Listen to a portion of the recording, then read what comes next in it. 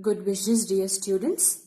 In today's class, we will see about the last compound of boron given for your syllabus, that is boron trifluoride. The molecular formula is BF3. There are three preparations, out of which two of them are prepared making use of the boron oxide. So the first preparation, boron oxide, that is B2O3. You treat with a calcium fluoride in the presence of H2SO4, and when we heat, we get boron trifluoride plus calcium sulfate and water. The second preparation, here again we take boron oxide or boron trioxide, treat it with a carbon and fluorine, we get boron trifluoride and carbon monoxide. When we are asked to prepare in the lab, so laboratory preparation slightly differs. Here the raw material is benzene diazonium tetrafluoroborate. Now benzene, you can also write it as a C6H5. I have written pH here. So pH N2BF4. Now the condition here is it is subjected to thermal decomposition. If you remember the word pyrolysis, what's the meaning of pyrolysis? Decomposition of the compound takes place at the increased temperature. So benzene diazonium tetrafluoroborate gets decomposed when we increase the temperature, giving us the desired products here. So I get here boron trifluoride plus fluorobenzene plus nitrogen goes out here. Moving on to the physical properties in terms of 1 mark question.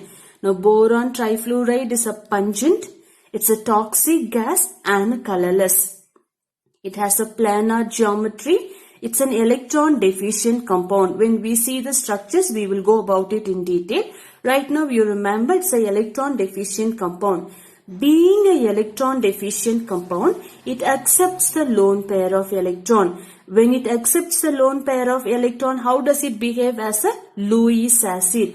Because those which gives the donates the lone pair of electron, they act as a Lewis base. Those which accepts the lone pair of electron acts as a Lewis acid.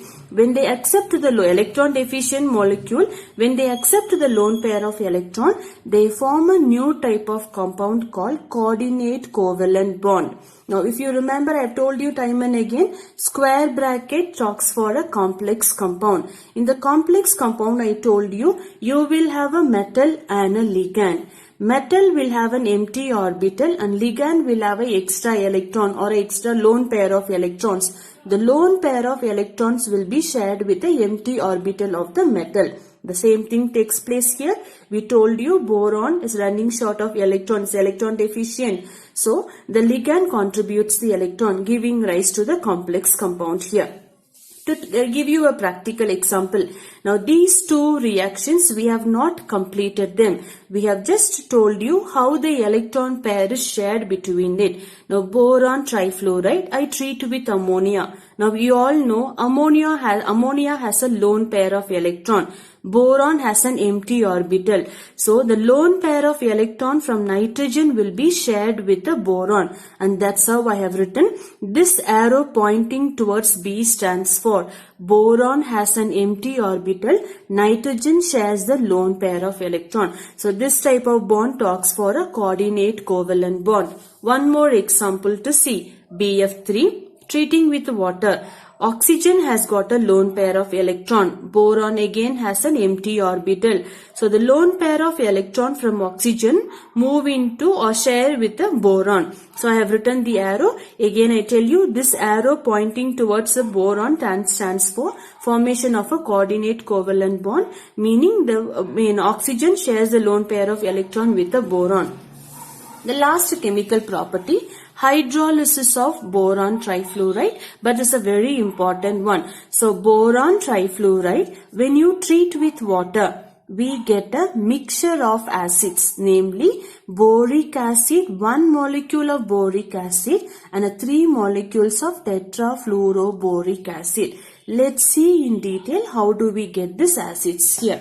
So let's go of hydrogen. So fluorine is a balanced one in terms of hydrogen. 3 plus 3, 6 times. How many times here? Only 2. So multiply it with the 3. It's a balanced one. Let's check for, so hydrogen is a balanced, fluorine is balanced. Let's check for oxygen. 3 times oxygen here, 3 times oxygen, balanced one. Boron 1 time here and 1 time here, balanced one. Step number 2. Boron trifluoride you treat with the water, we get boric acid plus hydrogen fluoride. Now boric acid and hydrogen fluoride, further they react, that is H3BO3 plus hydrogen fluoride. Further they react to give us HbF4 plus water molecule. Now this HbF4 in the textbook, they have given it in terms of ions. That is, when we split into, we get a H plus ion and BF4 minus ions. You can write it in this term or this term, both are one and the same. I have taken it as on the whole HbF4. Now let's balance this equation. Now, how many times fluorine? 4 times. But here how many times? Only 1. Before that, when you have an even number, multiply it with the odd number. So 3 4s are 12 fluorine. Right here 12. So fluorine I get 12. Let's move on to boron. How many times boron? 3 times. On the other side, how many times I've got? Only 1. So multiply it with the 3. So fluorine is a balanced, boron is balanced. Come back for oxygen. 3 3s are 9. On the other side, how many times? Only 1. Multiply it with the 9. So fluorine is balanced, boron is balanced, oxygen is balanced, leftover is hydrogen. 3 3s are 9 plus 12 gives you 21 hydrogen atoms here.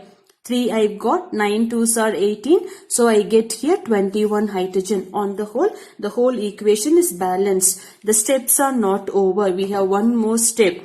Compare this one with here, because what we get from here, we are further treating it. In terms of hydrogen fluoride, we can start with how many times hydrogen fluoride? 12. But how many times I've got here? Only 3. So how shall we convert it into 12? 3 you multiply it with a 4, I get a 12 hydrogen fluoride. Now if we look for 12 times fluorine atom, how many times I've got? Only 3. So multiplied with the 4. So 12 fluorine atoms here, 12 fluorine atom is a balanced one. Next move on to boron here. Now how many boron you've got? 4 times. How many do you have? Only 1. So multiply it with the 4. So it's a balanced one. Next come in terms of oxygen. Now if we look for 4 3s are 12 oxygen you've got here. But how many oxygen you've got? Only 3. Before that you have something else to look for. Look for a total number of hydrogen. 12 hydrogen here. 4 3s are 12. So 12 12s are 12. 12 plus 12, 24 hydrogen. How many hydrogens I've got? Only 6. So if you multiply with this 12 here, I get a 12 2s are 24 hydrogen. 12 plus 12, 24 hydrogen. Number of oxygen atom, 4 3s are 12. 12 oxygen atom I get. So I'll score out this one so that you don't get confused. 3 I multiplied with 4 to make it into a 12. Now the same step I will rewrite without a confusion for you all. So boron trifluoride, I treat with water molecule. I get a boric acid H3BO3 plus hydrogen fluoride. If we write with a balancing number, 4 times here, 12 times, and I've got a 4 and I've got a 12 here. The second step, if I rewrite once again to avoid the confusion, I've got a H3BO3 plus hydrogen fluoride gives me HbF4. And once again I remind you all, in the textbook they have left it in terms of ions. I have written it as in terms of molecule. So we get here water molecule. This is the second step I'm rewriting. Let's write the number of balancing atoms. So 3 here and I've got a 12. I've got a 3 and I've got a 9 here. Now let's work on with the overall reaction steps here. Now 12 times the hydrogen fluoride and 12 times the hydrogen fluoride will get cancelled. Now, do we have anywhere else BF3 molecule? No. So, write it as it is BF3 plus, now, I'm sorry, how many times BF3? 4 times BF3. Look for the greater number. Say you've got a water molecule 12 times. Here you've got a water molecule 9 times. So 12 minus 9 will be 3 times. So I get the water molecule 3 times the water molecule. So boron trifluoride, when I treat with a water molecule, look for here 3 times boric acid, here 4 times boric acid. So greater side, the answer will go back to 4 minus 3 will be 1. So I get H3, 4 minus 3, the answer will be HbO3. Plus, now do I have anywhere else HbF4? So I write it HbF4. How many times here? After subtracting only one time, this is of 3 times here. So, boron trifluoride, when you treat with a water molecule, you get a boric acid and a tetrafluoroboric acid. Let's compare with the reaction that we have written.